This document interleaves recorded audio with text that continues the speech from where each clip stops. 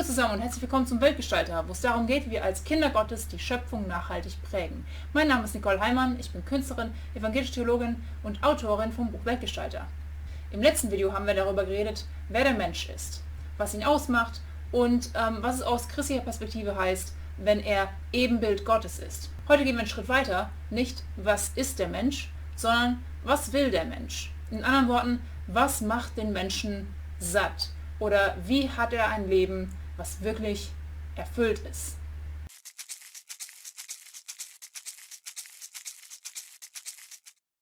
Bevor wir mit dem Thema einsteigen, haben wir aber zuerst unseren Fun Fact. Fun Facts sind kleine Tatsachen aus unserer Welt, die uns zum Staunen, Nachdenken und Weltgestalten anregen sollen.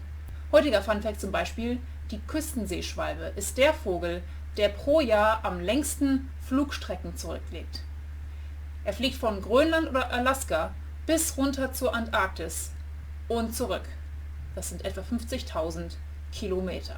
Wenn du einen Funfact hast, den du teilen willst, dann schreib ihn mir gerne in die Kommentare oder schick ihn an meine E-Mail-Adresse weltgestalter@gmail.com. Und jetzt weiter mit dem Video. Die Frage nach erfülltem Menschsein ist wahrscheinlich so alt wie die Menschheit selbst. Das sieht man unter anderem daran, wie Geschichten dieses Thema beschreiben und aufgreifen. Eines der ältesten Geschichten, die wir überhaupt kennen, ist der sogenannte Gilgamesch-Epos. Der kommt aus dem heutigen Irak, damals das sumerische Großreich oder was später auch bekannt sein würde als Babylon. Die haben hier zum Beispiel diese Art Ziggurate, also diese Art Pyramidentempel gehabt. Die Geschichte geht ungefähr so, darüber rede ich auch in meinem Buch Weltgestalter. Es war einmal vor langer Zeit, da lebte König Gilgamesch in der Stadt Uruk.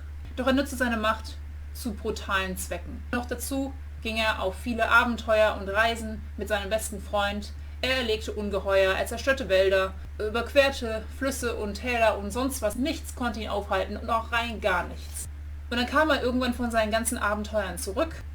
Er und sein Freund. Mut wurde zu Übermut. Sie beleidigten die Götter selbst. Und die Götter sagten, so, jetzt reicht's. Und sie schlugen den besten Freund mit einer Krankheit, sodass er starb.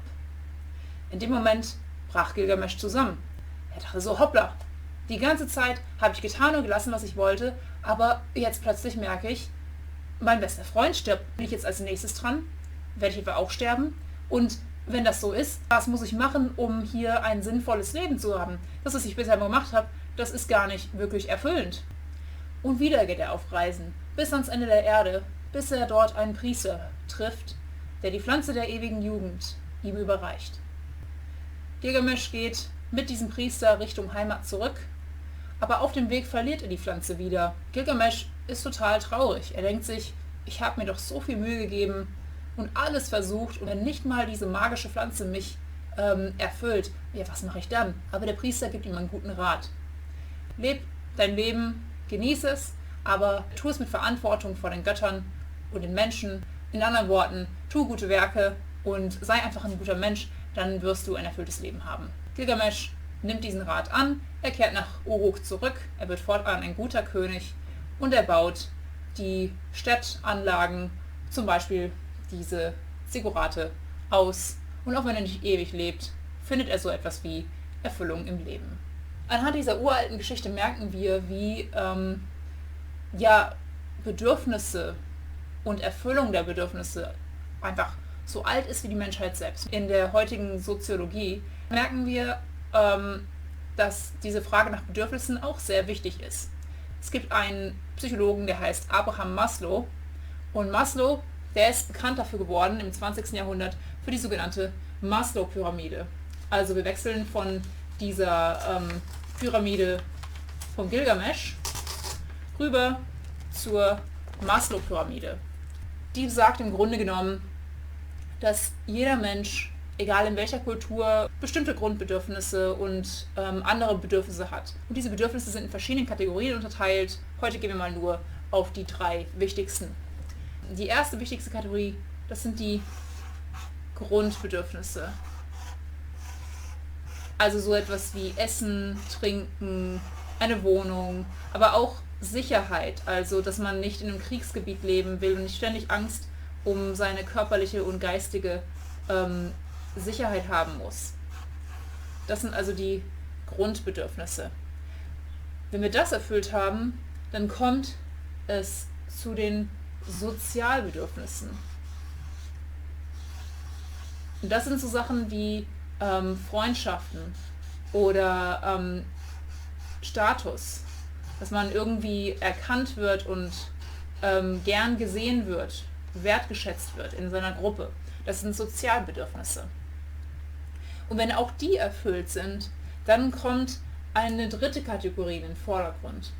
Und die nennen wir die Selbstverwirklichung.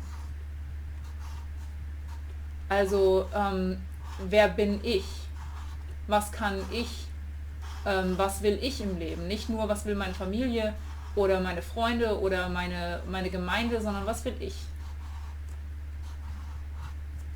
Man sieht also, dass all diese verschiedenen Bedürfnisse wichtig sind, um ein erfülltes Leben zu leben. Auf der Erfahrungsebene, rein soziologisch.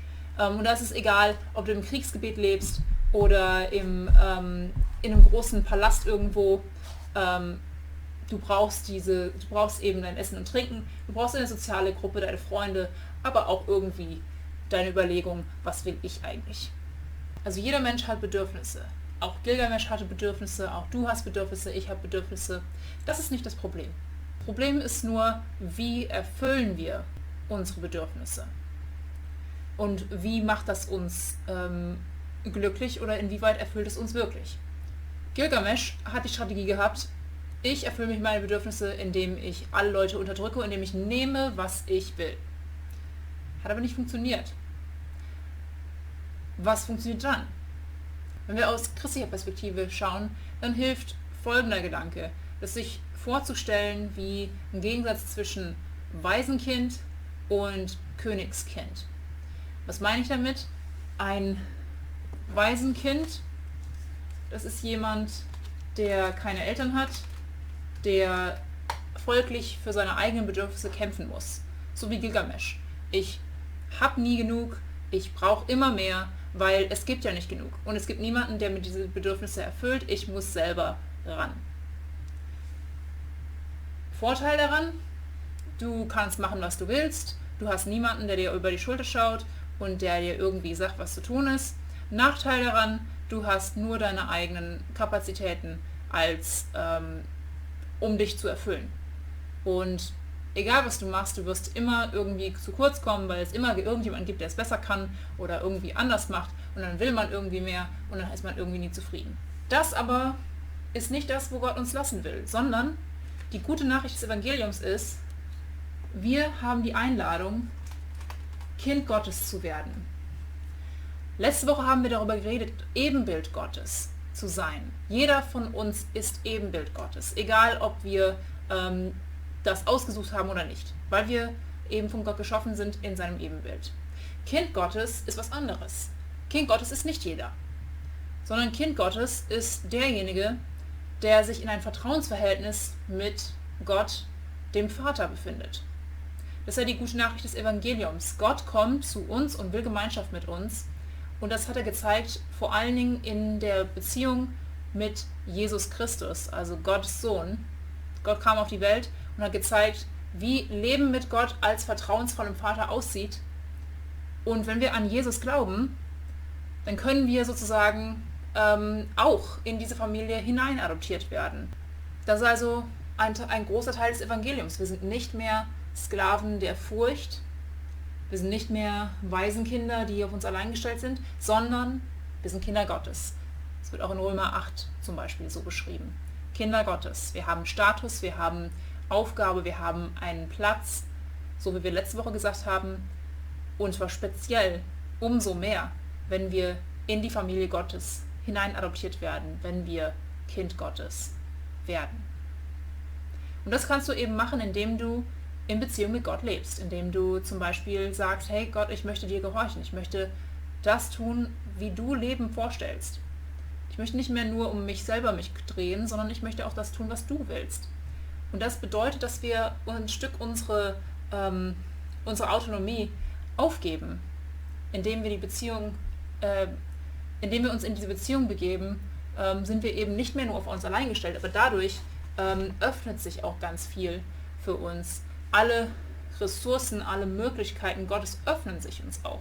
Also sind wir am Ende hier erfüllter. Wir müssen eben nicht mehr kämpfen, weil wir nicht mehr nur mit unseren eigenen Mitteln kämpfen, sondern wir haben eine ganze Familie. Wir haben Gott als Vater und wir haben diese ganze Geschwisterfamilie, mit der wir gemeinsam erfüllt leben können und zumindest die Einladung haben, erfüllt mit Gott dem Vater zu leben. Das war der Gedanke für heute, lieber Weltgestalter. Ich hoffe, du konntest etwas damit anfangen und diesen Gedanken in deinen Alltag mit hineinnehmen. Wenn das dir geholfen hat, dann like das Video, teile es mit deinen Freunden und schreib auch gerne in die Kommentare deine Gedanken. Was hat das in dir angestoßen? Was findest du daran interessant? Vielleicht auch irgendwie komisch. Und wenn du über diese Sachen tiefer nachdenken willst, dann kannst du gerne den Kanal abonnieren oder auch mein Buch Weltgestalter vorbestellen. Das kommt am 1. August 2022 beim SCM Verlag raus. Links dazu in der Beschreibung. Sollte mir noch zu sagen, danke fürs Zuschauen und bis zum nächsten Mal. Tschüss.